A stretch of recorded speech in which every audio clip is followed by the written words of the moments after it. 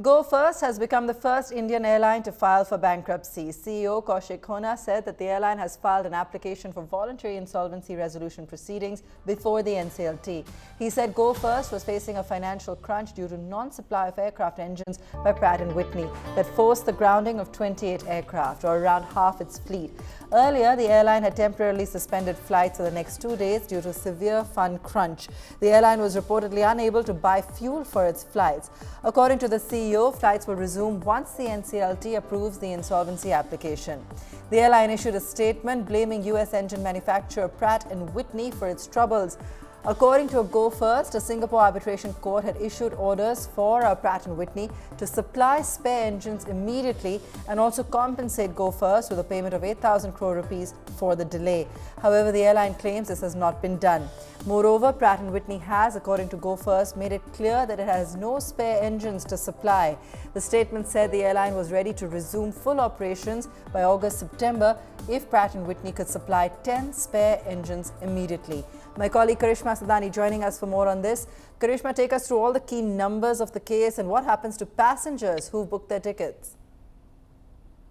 Absolutely. Go Airways Limited's Go First, which is India's third largest airline, like you mentioned, has filed for bankruptcy, and clearly it does not look it's almost a turbulence in the air because Go Air has been one of the low-cost airlines and holds a market share of close to about 6.7% as per latest numbers by DGCA. Now, if I take you that through numbers that how the airline management has tried to keep the airline afloat, it is that they have invested close to rupees 6,500 crores until now. In fact, so to so, the first one being 3,200 crores, followed by 2,400 crores, and the latest one of 290 crores in April in order to keep the airline running and going. But because of their existing issues on engine supply and also their settlement with the oil marketing companies, their cash flows have been severely impacted, and they have claimed close to rupees 8,000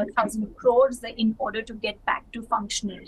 Now, they're waiting for the NCLT to admit their case, and if that happens, then there is a likelihood that they may look at resumption of flights, and if that does not happen, then we know that how the whole process with the bankrupt airline goes ahead. In terms of passengers who booked their tickets, the management has said that they're going to soon take a decision after one key important meeting with the CEO is going to go on for the next one day, and by tomorrow they should be able to give some update to the passengers. But the big question is what happens to those flights that have been on schedule under the summer schedule, also of DGCA from May 5th, that is after the given suspension.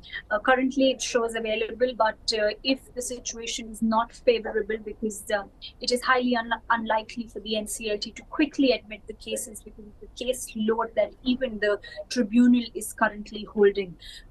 So it is unlikely that flight resumption could take in as soon as possible, and that also means a lot of passengers may lose their money. So quick question, tomorrow if the DGC and the government officials may try to review the case and see what the best could be done.